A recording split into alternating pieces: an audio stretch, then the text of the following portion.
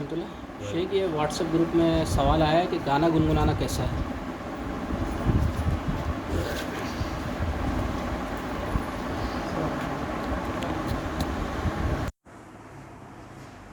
دیکھیں،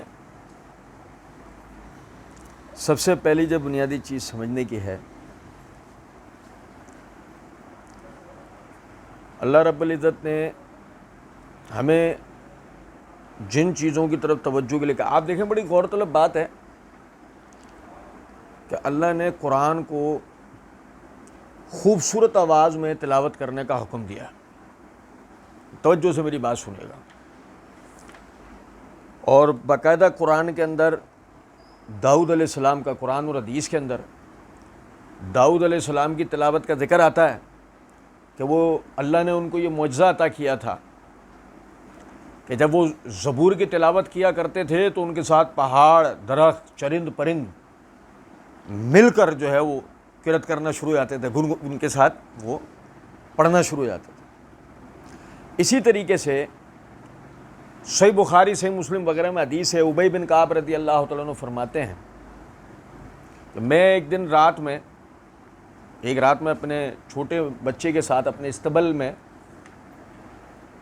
قرآن کی تلاوت کر رہا تھا کہ اچانک سے میرے گھوڑے بدکنا شروع ہو گئے۔ میں تلاوت روک کر انہیں جا کر دیکھنے لگا کہ ایسی کیا بات ہو گئی۔ وہ خاموش ہو چکے تھے۔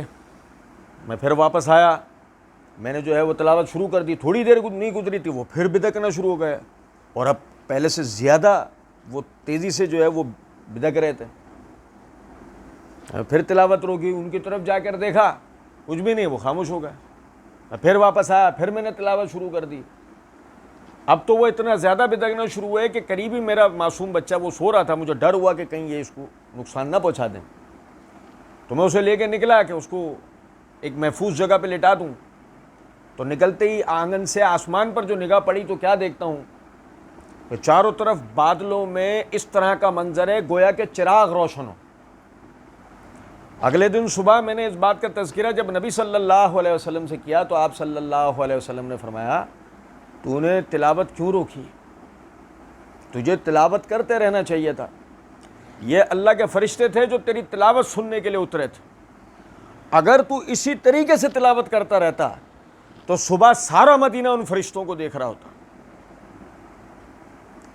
میرے بھائی، اس قسم کے فضائل، اس قسم کی کرامات اس امت کو دوبارہ کبھی نہ حاصل ہوں، شیطان نے اس کے لیے گانا ایجاد کیا ہے۔ آپ سمجھ رہے ہیں؟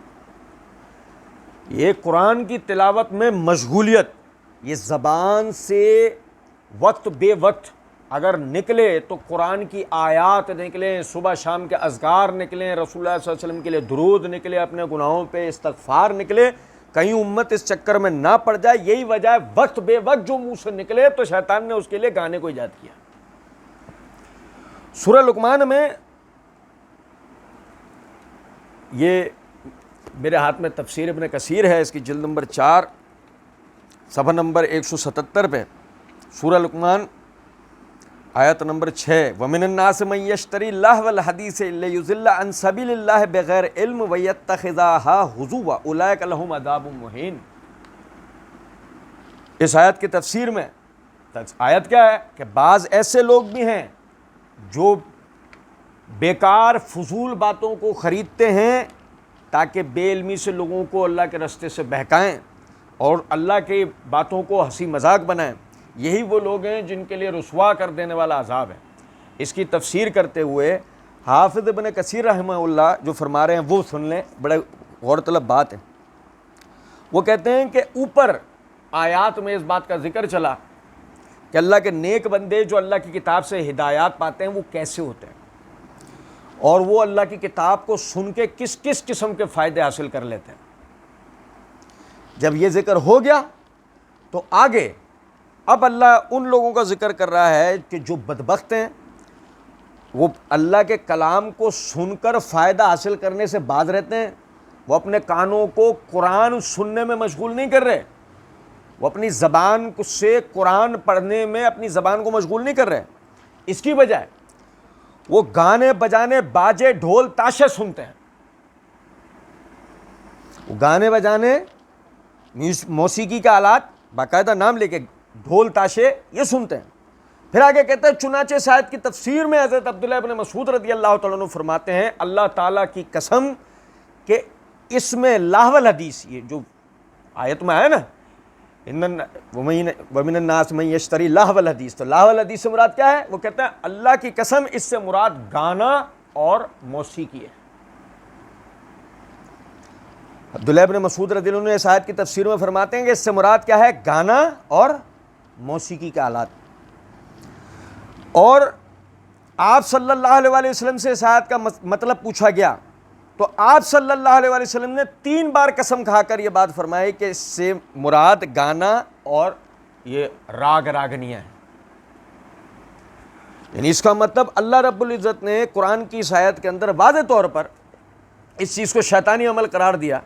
اسی طریقے سے یہ سنن کبریٰ للبہقی اس کے جلد نمبر 10 صفحہ نمبر 374 اس میں یہ حدیث ہے، حدیث نمبر 20,992. عبداللہ بن عمرو رضی اللہ تعالیٰ عنہ فرماتے ہیں کہ نبی صلی اللہ علیہ وسلم نے فرمایا کہ یعنی نبی صلی اللہ علیہ وسلم نے منع کیا ہمیں نشاور تمام اشیاء سے، جوئے کی تمام اقسام سے، طبلوں سے، طبلہ موسیقی کا آلہ ہوتا ہے نا طبلہ، اس سے منع کیا، والغبیرہ اور گانے والیاں.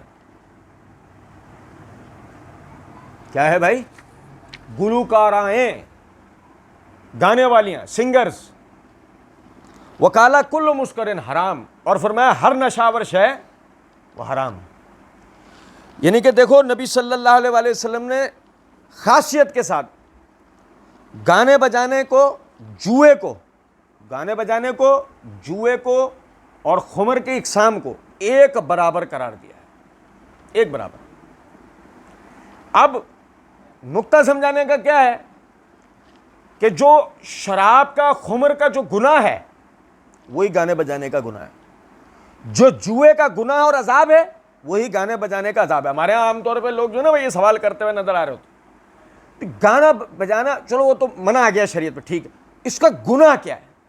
تو اس لیے میں نے یہ روایت آپ کو پڑھ کے سنائی ہے کہ نبی صلی اللہ علیہ وسلم نے خمر کو، میسیر کو، نشاور تمام اشیاء، جوئے کی تمام اقسام، والکوبہ یعنی کہ میوزک، موسیقی کا وہ آلہ جو عرب میں عام نعمت کے وقت میں اور مرثیے کے وقت میں بجایا جاتا تھا.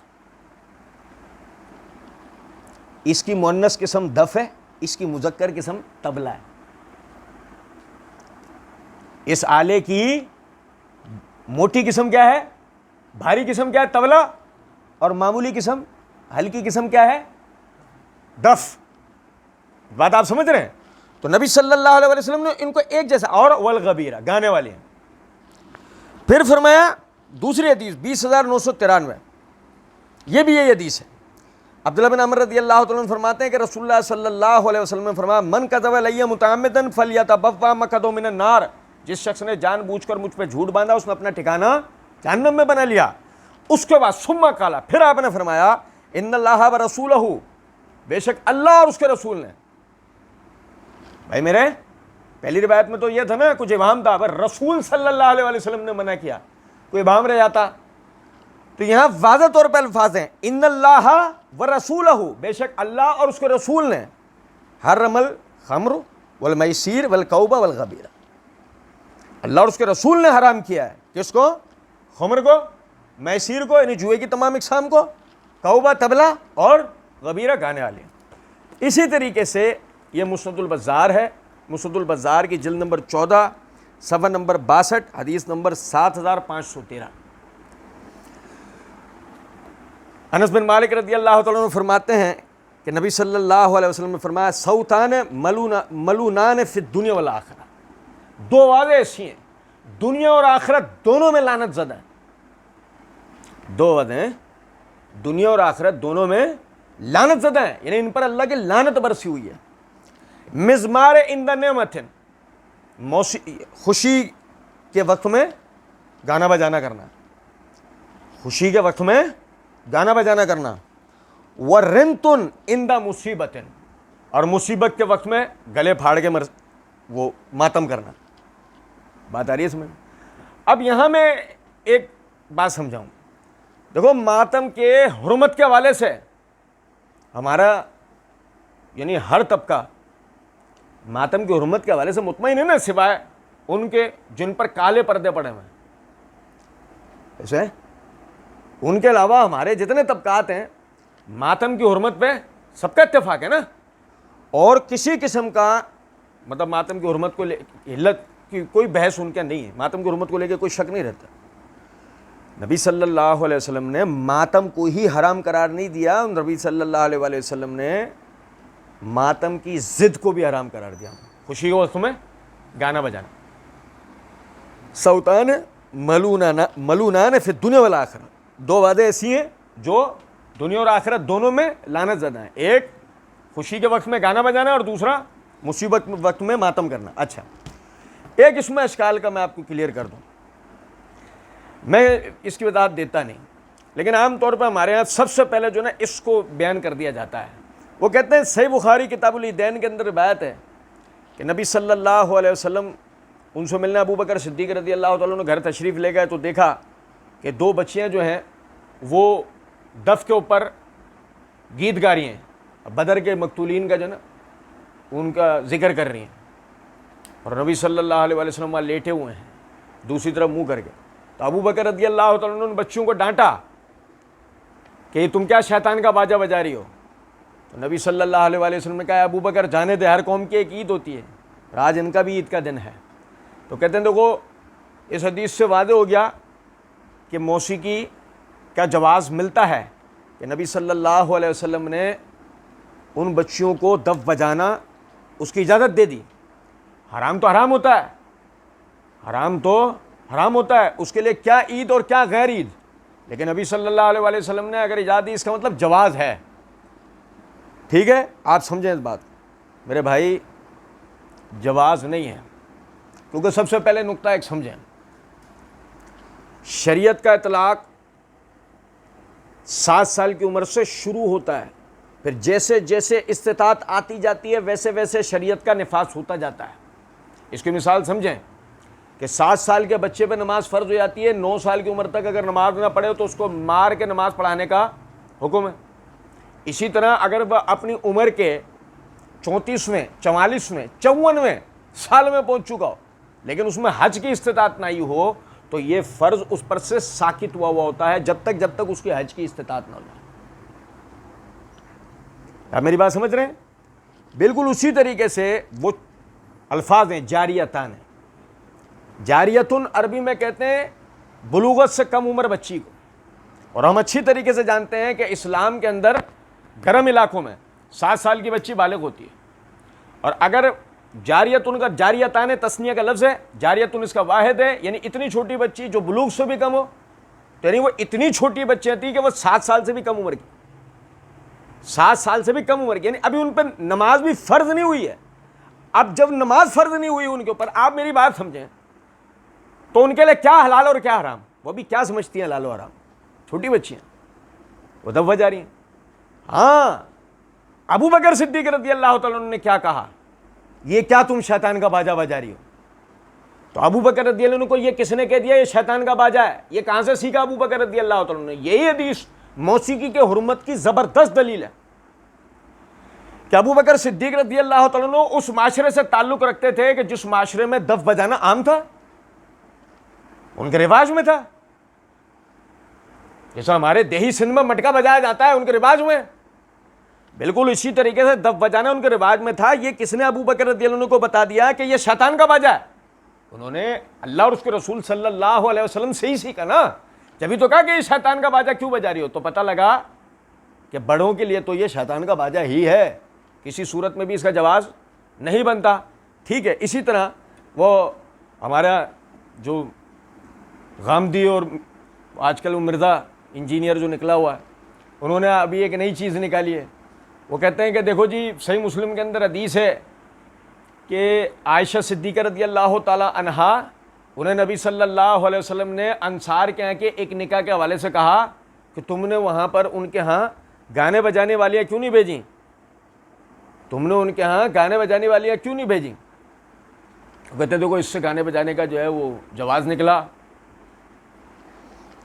دیکھیں آپ سمجھیں ذرا اس بات کو، کیا ہے کہ بعض مرتبہ کچھ باتوں کو سمجھانے کے لیے کچھ انداز بھی بدلنا پڑتا ہے، اور کبھی کبھی کچھ ایسا جملہ بھی کہنا پڑتا ہے جس سے بات میں وزن ہو جاتا ہے، جملہ تھوڑا سا تلخ ہوتا ہے، اور خاص طور پہ اگر مرزا جیسے لوگ ہوں تو پھر تلخ جملوں میں کوئی مسئلہ نہیں ہے، کیونکہ مرزا اپنی زبان سے جتنا صحابہ تابعین تبع تابعین اور علماء دین کے خلاف زہر اگلتا ہے اور بدتمیزیاں کرتا ہے، تو اس قسم کے جملے اس کے لیے کہنے میں کوئی حرج نہیں ہے۔ ہم مرزا جی سے اور مرزا جی کے جو حواری ہیں ان سے بات کہتے ہیں کہ اگر گانا بجانا کیا جواز ہے تو جواز شریعت میں انہی چیزوں کا ہوتا ہے جو اچھی چیز ہوتی ہے۔ کیوں نہ ایسا ہو کہ کسی دن اپنی مسحور کن آواز میں مرزا جی مائک کے اوپر کوئی اچھا سا بیہودہ گانا گا کے سنا دیں۔ گانا کوئی بھی پاکیزہ تو ہوتا نہیں ہے، بیہودہ کا لفظ اس کے لیے استعمال ہوگا، کوئی مزاجی شاعری ہے، تو کیوں نہ وہ کسی دن ہمیں گنگنا کے سناتے ہیں۔ اور جتنے بھی اس قسم کے حضرات ہیں جو کہتے ہیں گانا بجانا جائز ہے، ہم کہتے ہیں کہ بھئی اگر گانا بجانا جائز ہے تو گا اور بجا دونوں کے دکھا دو، گا کے بھی دکھاؤ بجا کے بھی دکھاؤ۔ کسی دن ہم آپ دیکھو نا، نماز روزہ زکوٰۃ حج جس چیز کا بھی شریعت میں جواز ہے، آپ وہ سارے اچھے کام کر رہے ہیں نا، تو یہ بھی اگر اچھا کام ہے تو اس پہ بھی کسی دن عمل کر کے دکھائیں نا آپ سارے۔ میرے بھائی یہ جو حدیث عائشہ رضی اللہ تعالی عنہا والی بیان کی جاتی ہے موسیقی کی علت پہ، یقین کریں یہ بھی موسیقی کی حرمت پر دلیل ہے، کیونکہ اس کی وجہ یہ ہے نبی صلی اللہ علیہ وسلم یہ کیوں کہہ رہے ہیں کہ تم نے گانے بجانے والیوں کو ان کے گھر پر کیوں نہیں بھیج دے، کیونکہ انصار کے یہاں گانا بجانے کا ٹرینڈ ہے، تو گانے بجانے والوں کو رسول اللہ صلی اللہ علیہ وسلم یہ کیوں کہہ رہے ہیں؟ یہ کیوں نہیں کہہ رہے عائشہ تو کیوں نہیں جا کے گا لیتی؟ جا اپنے ساتھ عورتیں لے جا، وہاں جا کے گانا گاؤ، انصار کے یہاں گانا بجانے کا شادیوں میں ٹرینڈ ہے، جاؤ تم جا کے وہاں گانا بجانا کر لو۔ رسول اللہ صلی اللہ علیہ وسلم ان لوگوں کو یہ کیوں کہہ رہے گانے بجانے والیوں کو بھیج دو؟ اس کا مطلب اسلامی معاشرے میں گانے بجانے والیوں کو کسی اچھی نظر سے شریف عورتوں کی نگاہ سے نہیں دیکھا گیا۔ اور میرے بھائی یہ بر صغیر پاک و ہند کی تاریخ بھی گواہ ہے، یقین کریں، اگر آپ آج سے ایک صدی پہلے کی ہماری بر صغیر پاک و ہند کی تاریخ بھی اٹھا کے دیکھ لیں تو آپ کو یہ بات پتہ لگے گا کہ شریف گھر کی عورتیں اور طوائف کے درمیان، طوائف ایک ہوتی ہے فاحشہ جو جسم فروشی کرتی ہے، میں اس کی بات نہیں کر رہا ہوں، میں بات کر رہا ہوں طوائف کی جو گاتی بجاتی اور ناچتی ہے ہمارے اردو ادب کے اعتبار سے۔ ایک ہے فاحشہ جو جسم فروشی کرتی ہے، ایک ہے طوائف جو گاتی ہے، ہو سکتا ہے اسے کوئی موسیقی کا آلہ بجانا آتا ہو تو بجاتی ہے اور ناچتی ہے۔ تو آپ سمجھیں اس بات کو کہ باقاعدہ آج سے 100 سال پہلے کی، 50-80 سال پہلے کی آپ ہندوستانی تاریخ اٹھا کے پڑھ لیں، اپنے گھر کی شادی بیاہ میں گانے بجانے ناچنے والی طوائفوں کو ناچنے گانے کے لیے بلوایا جاتا تھا، اور جسے گانا سننا ہوتا تھا وہ کوٹھوں پہ جاتا تھا، گھروں کے اندر گانے نہیں چلتے تھے۔ تو اگر گانا اتنی اچھی بات ہوتا تو آپ دیکھیں ابھی پوری طریقے سے آپ کے ہندوستان میں، آج سے 100 سال پہلے کی بات کر رہا ہوں، پورے طریقے سے آپ کے ہندوستان میں اسلام ابھی راسخ بھی نہیں ہوا ہے، اس کے باوجود بھی گانا گھر گھر عام نہیں ہے۔ یہ اتنی مذموم چیز ہے، لیکن بدقسمتی سے شیطان نے آہستہ آہستہ اچھے خاصی حاجی صاحبان کے گھروں میں بھی گانے کو داخل کر دیا۔ تو میرے بھائی گانا گنگنانا، موسیقی کا آلات وغیرہ شریعت میں اس کا استعمال کسی طور بھی جائز نہیں ہے، چاہے وہ اسلام کے لیے ہو چاہے غیر اسلام کے لیے۔ یہ جو گیت وغیرہ جو گائے جاتے ہیں ردم کے ساتھ، وہ کہتے ہیں بھائی جو نا ہم تو ترانے پڑھ رہے ہیں، اس کی بھی کوئی شرعی حیثیت نہیں ہے، کوئی ترانے نہیں۔ صحابہ کرام رضوان اللہ علیہم اجمعین اشعار پڑھا کرتے تھے، گاتے نہیں تھے۔ پڑھنے اور گانے میں فرق ہوتا ہے، نعت پڑھنا فرض ہے لیکن گانا حرام ہے، نعت پڑھنا فرض ہے مگر گانا حرام ہے، لے حرام ہے، یہ غنا یہ حرام ہے۔ آپ پڑھیں، رسول اللہ صلی اللہ علیہ وسلم کی تعریف کریں، آپ مجھ پہ سب پہ فرض ہے، ہم رسول اللہ صلی اللہ علیہ وسلم کی جو بھی تعریف جانتے ہیں کرنا ہم پر فرض ہے, ٹھیک ہے, لیکن گانا گنگنانا اسے پڑھنے کا نام نہیں دیا جا سکتا. اللہ رب العزت سمجھنا عمل کرنے کی توفیق دے. وما علینا الا البلاغ.